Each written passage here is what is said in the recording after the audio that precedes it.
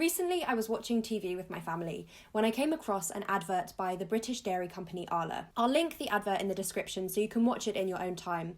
But to summarise, the advert shows a herd of cows roaming in green fields with the 90s dance song Everybody's Free being sung by the farmers in the background. Everybody's free to feel good. The advert is promoting the fact that cows on Arla's care farms are free to graze in the open air.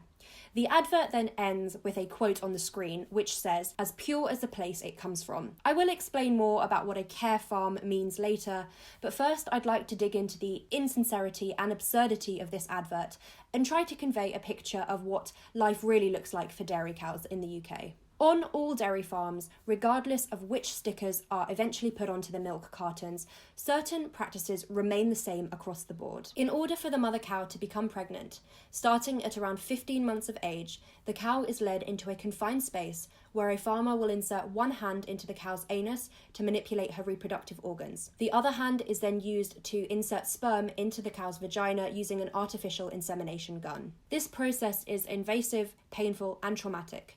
The cow will soon become pregnant and carry her baby for around 9 months. After the birth, the mother cow is usually only given a few hours with her newborn calf until they are forcibly separated from each other.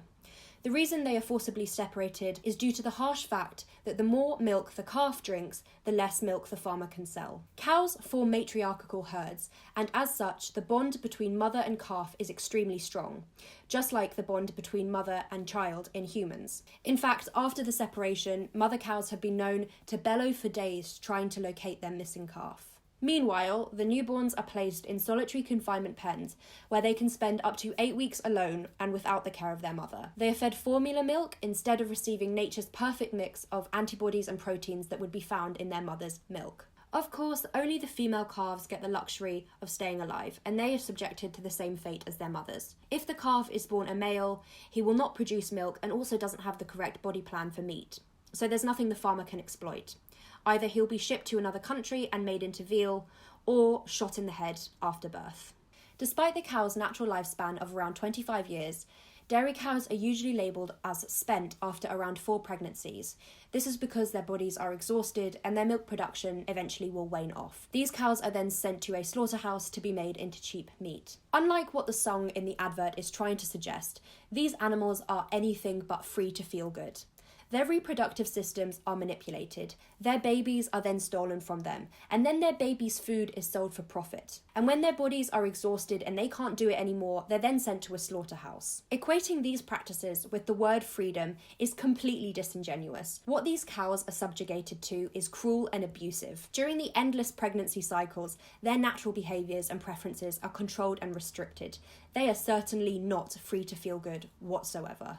When you read the fine print underneath the advert, you will notice that it states, all Arla care cows have access to grazing as often as weather conditions allow. So I went onto Arla's website to try and understand what a care farm is. CARE is an acronym that stands for Cooperative, Animal Welfare, Renewable Energy and Ecosystem Initiatives. However, on their website there is no information that tells us exactly how many of Arla's farms are in their care programme, nor what happens to cows that don't live on a care farm. But regardless of the fact that some of these cows might be let outside when the weather is good, as we've already established, there is no real concern for the welfare of these cows, because the whole industry relies on exploiting them and abusing them and their babies. I could make a whole other video on dissecting this acronym, but to finish off, I'd like to touch on the section that stands for renewable energy. According to a comprehensive study by the University of Oxford, dairy milk produces more greenhouse gas emissions, uses more land, more fresh water, and contributes more to eutrophication than rice, soy, oat, and almond milk. The website also claims that the company aims to be completely carbon neutral by 2050. I just find this extremely disingenuous, because the dairy industry is completely unsustainable in the first place. I would finally like to touch on the end quote, as pure as the place it comes from. The place that cow's milk comes from is from the mammary tissue of a pregnant mother. Cow's milk is meant for baby cows, certainly not for humans. Adverts like these are a great example of humane washing. They are designed to give the consumer an image of farming that they would like to see. Because, of course, if they showed the reality of this industry, no one would buy their products. Arla can use all of the fun acronyms, environmental buzzwords, and 90s dance hits as they like, But let's not let it disguise the ugly truth about this industry.